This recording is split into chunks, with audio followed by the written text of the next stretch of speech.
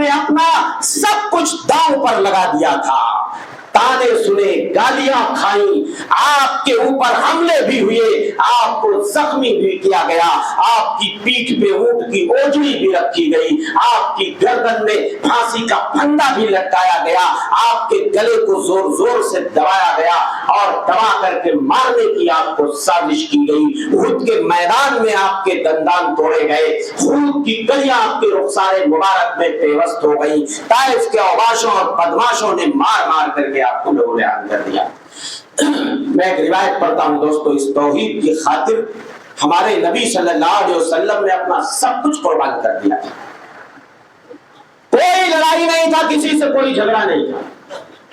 بڑی عزت تھی آپ کی معاشرے میں، لوگ بچپن میں آپ کو صادق اور امین کہا کرتے تھے، کوئی جھگڑا نہیں تھا سوائے اس کے کہ لوگوں یہ بت پرستی بند ہونی چاہیے، شرک و کفر سے نکل کر تم اللہ واحد کی عبادت کی طرف آ جاؤ، ہمارا تم سے کوئی جھگڑا نہیں، تم سب ہمارے بھائی بھائی ہو۔ طارق المحاربی بیان کرتے ہیں اللہ کے رسول صلی اللہ علیہ وسلم، اللہ اکبر، اسی توحید کے لیے دوستو کبھی بازاروں کی طرف نکل جاتے، کبھی مجمعوں کی طرف نکل جاتے، کبھی گلیوں میں نکل پڑتے، کبھی سرداروں قبائل سے ملتے، کبھی انفرادی ملاقاتیں کرتے، سارے لوگوں سے آپ ملتے، ہر طرف جہاں بھی آپ جاتے آپ کی زبان پہ ایک ہی کلمہ ہوا کرتا تھا، یا ایھا الناس قولوا لا الہ الا اللہ تفلحوا، او دنیا کے انسانوں لا الہ الا اللہ کہہ لو کامیاب ہو جاؤ گے، دنیا میں بھی کامیاب ہو جاؤ گے، آخرت میں بھی کامیاب ہو جاؤ گے۔ طارق المحاربی کہتے ہیں ایک بار میں نے ایک آدمی کو دیکھا ذوالمجاز کے بازار میں گھوم رہا، مکے کے قریب کچھ منڈیاں لگتی تھی، کچھ بازار لگتے، جیسے عکاظ کا بازار ہے، ذوالمجاز کا بازار ہے۔ اب بازار میں آدمی سودا خریدنے جاتا ہے، سامان بیچنے یا خریدنے جاتا ہے، مگر آمینہ کے لال کو نہ سامان بیچنا ہے نہ سامان خریدنا ہے، آپ کا صرف ایک مقصد، بازار میں لوگوں کی تعداد زیادہ ہوتی ہے، اکٹھے لوگوں کے کانوں تک کم از کم یہ آواز پہنچے گی۔ طارق المحاربی کہتے ہیں رأیت رجلا فی سوق ذی المجاز وعلیہ حلۃ حمراء، ایک آدمی کو ذوالمجاز کے بازار میں میں نے دیکھا، سرخ جوڑا پہنے ہوئے ہیں اور لوگوں سے گھوم پھر کے کہہ رہے ہیں یا ایھا الناس قولوا لا الہ الا اللہ تفلحوا، او لوگوں لا الہ الا اللہ کہہ دو تم کامیاب ہو جاؤ گے۔ کہتے وَرَأَيْتُ رَجُلًا يَتْبَعُ يَرْمِيهِ بِالْحِجَارَةِ، ایک آدمی کو دیکھا میں نے۔ طارق المحاربی کہتے ہیں میں ان کو پہچانتا نہیں تھا، یہ لا الہ الا اللہ کی دعوت کون دے رہے ہیں مجھے نہیں معلوم تھا، لیکن میں نے ایک بندے کو دیکھا جہاں جہاں بازار میں جا رہے ان کے پیچھے پیچھے لگا ہے، مار مار کر کے اس نے آپ کی ایڑیوں کو زخمی کر دیا ہے، وقت ادما کعبیہ وعرقوبیہ، ان کے ایڑیوں کو پتھروں سے مار کر زخمی کر دیا ہے، ایڑیوں سے خون بہ رہا ہے، مگر آمنہ کے لال کو اپنے خون بہنے کی پرواہ نہیں ہے، چاروں طرف گھوم کر کے آپ لا الہ الا اللہ کی دعوت دے رہے ہیں۔ میں نے لوگوں سے پوچھا او لوگوں بتاؤ یہ آدمی جو لا الہ الا اللہ کی دعوت دے رہے ہیں کون ہے؟ لوگوں نے مجھے بتایا ھذا غلام بنی عبد المطلب۔ ارے کیا پوچھتے ہو، یہ بنو عبد المطلب کا ایک لڑکا ہے جس کو دنیا بنو عبد المطلب کا ایک عام انسان، ایک عام نوجوان سمجھتی تھی، انہیں کیا معلوم ارے وہی تو ان کی زندگی بدلنے آیا ہے، وہی تو ان کو اللہ واحد سے ملانے آیا ہے، بندوں کی بندگی سے نکال کر اللہ واحد کی بندگی کی طرف پھیرنے آیا ہے، ارے وہی نبی ہے جس کو دنیا آج ایک لڑکا سمجھتی ہے، ایک معمولی نوجوان سمجھتی ہے، کل کو جب اس کی قیمت دنیا کو معلوم ہوگی تب پتا چلے گا کہ یہ نبی کون تھا، کیا تھا، کس لیے اسے دنیا میں بھیجا گیا تھا۔ آج لوگوں نے آپ کو حقارت کی نظر سے دیکھا اور دو ٹکا جواب دے دیا ھذا غلام بنی عبد المطلب،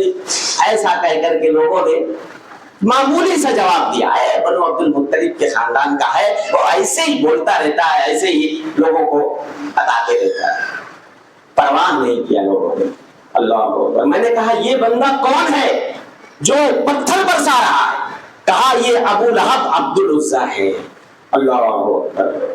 دوستو دنیا کو کیا معلوم پیارے نبی کا وجود اور پیارے نبی کا نبی اور رسول بنایا جانا یہ انسانیت پہ کتنا احسان عظیم تھا۔ اللہ نے خود اس احسان کا تذکرہ کیا ہے، لقد من اللہ علی المؤمنین اذ بعث فیہم رسولا من انفسہم۔ اللہ نے مومنوں پہ احسان کیا، انہی کے درمیان انہی میں سے ایک رسول بھیج دیا جو ان کے سامنے اللہ کی آیتوں کی تلاوت کرتے ہیں اور ان کو کتاب و حکمت کی تعلیم دیتے ہیں اور لوگوں کے نفس کا تزکیہ کرتے ہیں۔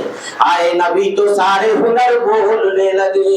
آئے نبی تو سارے ہنر بولنے لگے، عقل و شعور فکر و نظر بولنے لگے۔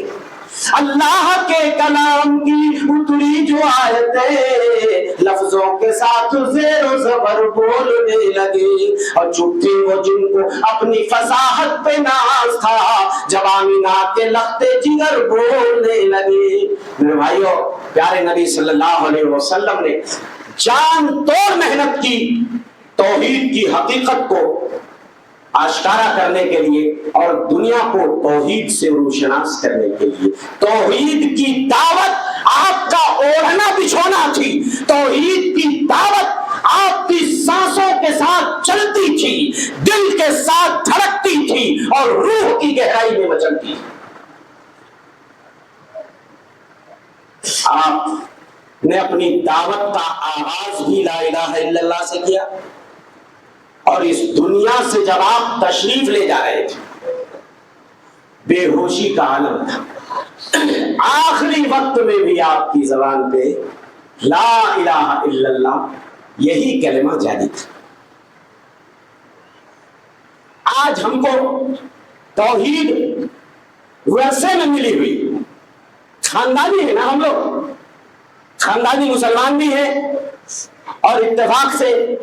خاندانی اہل حدیث بھی ہیں، تو ہمارے بہت سارے بھائی یہ سمجھتے ہیں یار ہم کو توحید کی کیا ضرورت ہے، ہم لوگ تو شرک جانتے نہیں ہیں، بدعت ودعت جانتے نہیں ہیں۔ میرے بھائیوں، آپ کو کیا پتا شرک یہ ایسی خطرناک بیماری ہے، دبے پاؤں یہ حملہ کرتی ہے اور کبھی انسان کو پتا بھی نہیں چلتا ہے، ایمان سے نکال کر اس کو شرک میں یہ بیماری داخل کر دیتی ہے۔ اسی لیے کائنات کے امام نے بڑی شفقت کے ساتھ لوگوں سے کہہ دیا اتقوا ھذا الشرک، وہ لوگوں شرک سے بچنا اور خاص طور سے چھوٹے والے شرک سے بچنا۔ فإنه أخفى من دبيب النمل، آپ نے فرمایا یہ چونٹی کی چال سے بھی زیادہ باریک ہے۔ ایک کسی پہاڑ کے اندر بیٹھی ہوئی چونٹی جو چلتی ہے نا، اس کی چال سے بھی زیادہ باریک ہے شرک۔ پتا نہیں کب انسان کی زبان سے کوئی ایسا جملہ نکل جائے یا کوئی ایسی حرکت سرزد ہو جائے، کوئی ایسا فعل سرزد ہو جائے کہ وہ فعل انسان کو، وہ قول انسان کو ایمان سے نکال کے شرک میں لا دیتا ہے۔ سب کو ضرورت ہے دوستو، یہ کوئی نہ سوچے کہ توحید کی ضرورت ہم کو نہیں ہے یا ہمارا عقیدہ ایمان بہت مضبوط ہے۔ ہاں، انبیاء بھی شرک سے ڈرتے تھے۔ جب پیارے نبی صلی اللہ علیہ وسلم نے یہ بات کہی کہ لوگوں شرک سے بچنا، چھوٹے والے شرک سے خاص طور سے، اس لیے کہ چونٹی کی چال سے زیادہ باریک ہے، صحابہ نے کہا اللہ کے رسول صلی اللہ علیہ وسلم جب یہ چونٹی کی چال سے باریک ہے فَكَيْفَ نَتَّقِي، پھر ہم اس سے بچ کیسے پائیں گے، کیسے بچیں گے؟ کوئی نسخہ بتا دیجیے، دعا سکھا دے، یاد کر لیجیے دعا، سب کو ضرورت ہے اس کی۔ اللہم انی اعوذ بک ان اشرک بک وانا اعلم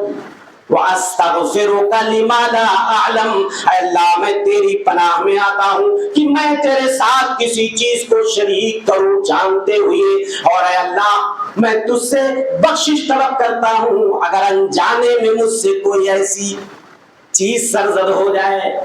یاد کر لیجئے اس کو، اپنے بچوں کو بھی سکھائیے۔ اللہم انی اعوذ بک ان اشرک بک وانا اعلم واستغفرک لما لا اعلم۔ حضرت ابراہیم خلیل جیسا نبی کہ جب ابراہیم کو اللہ نے اپنی معرفت عطا کی اور ابراہیم نے جب توحید کی دعوت کو عام کرنا چاہا، حضرت ابراہیم کے علاوہ اس وقت زمین پہ کوئی موحد نہیں تھا، اس کے باوجود بھی دعا کر رہے ہیں حضرت ابراہیم خلیل، وَجْنُبْنِي وَبَنِيَّ أَن نَّعْبُدَ الْأَصْنَامَ،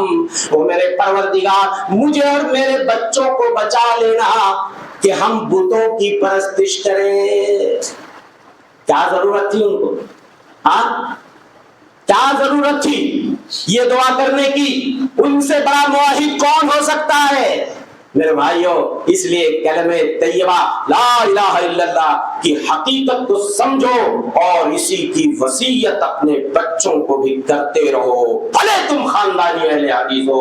اس لیے کہ انبیاء بھی اپنی موت کے وقت اسی کلمے کی وصیت کرتے تھے۔ وَوَصَّى بِهَا